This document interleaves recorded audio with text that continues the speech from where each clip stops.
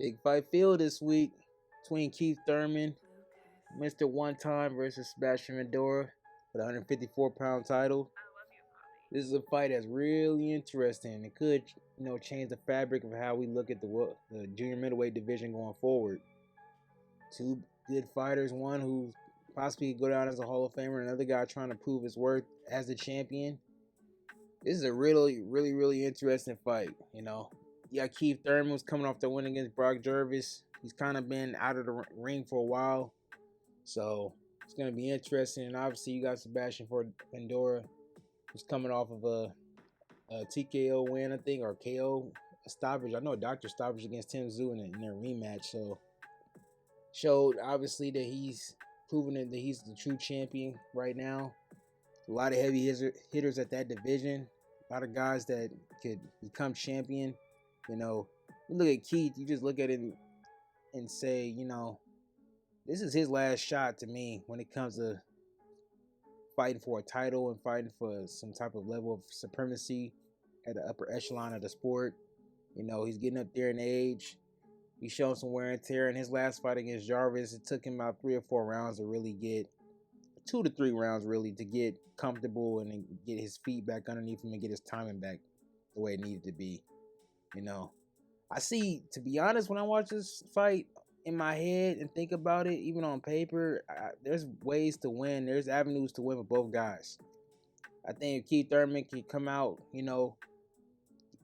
obviously attack the body, somebody who's got the stature that Sebastian Fundora has, gotta attack the body, gotta move, cannot be standing there in the pocket with this dude and not letting him get on the inside and just go blow for blow with him. Use your speed, use your ability on the outside to create angles to make it hard for Sebastian Fundora to set up his punches and stuff like that, and be first. Can't wait on it. You can't be the guy trying to counter punch and wait on Fundora, even though he's there susceptible to getting hit.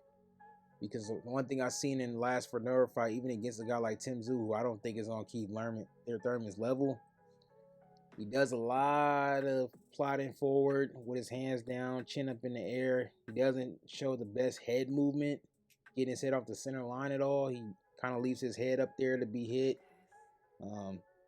Footwork can be a lot better than what it is, and he doesn't do a good job, at least the past few fights that I've watched of him. He doesn't do a great job of using his jab, So on the other hand, for Fundora, if he could use his jab and keep Thurman on the outside, actually establish some type of a good jab, he can actually give himself a better avenue into winning this fight and have good recipe for success.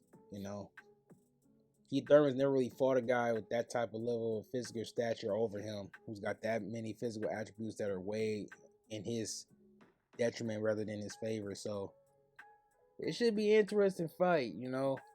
Like I said, when you look at Keith Thurman having these long layoffs and being out the division, never really fighting some of the top guys in that junior middleweight division, it's gonna be interesting to see what he can do. I've been really going back in my back of my head trying to decide who I want to pick. I believe Keith Thurman is a slight underdog in this fight, rightfully so. He's just hasn't been in the ring enough.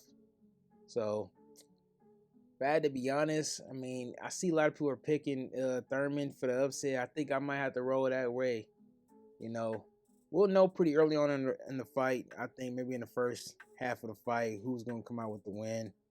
Just based off of how the fight starts. I just want to see how Keith Thurman starts the fight. Is he going to be aggressive? Is he going to have a lot of a feeling out process? Or is he going to go balls to the wall right off the jump?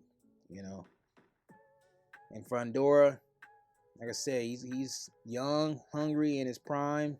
But like I said, I still think there's a lot of things in his boxing skills that he needs to work on. So we'll see. Should be interesting. I can't wait to watch it.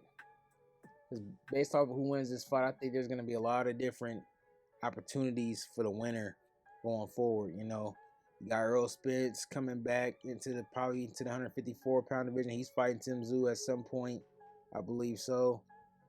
You obviously got Boots and Ortiz still trying to figure out what they're going to do. It looks like they're not going to fight next, so that leaves them up in the air. Your you're hearing talks that Boots is gonna fight Xander, so it should be interesting. You know, I don't know where Ortiz is gonna fall in line with that, but the 154-pound division definitely got some good little names and some good fights to be made in the future in 2026 and maybe even 2027. So this fight right here is probably a start and the piece together who could become undisputed at the weight. So let's see if Fundora can get it done, or if One Time can come through and maybe turn back the clock a little bit and get this championship and become unified at 154-pound division. I love to see it. I can't wait for it. I know a lot of people can't wait for it, so we'll see come Saturday night who reigns supreme, who's victorious. But I'm gonna get out of here. Thank you guys for all you guys for watching, and as always, until we meet again.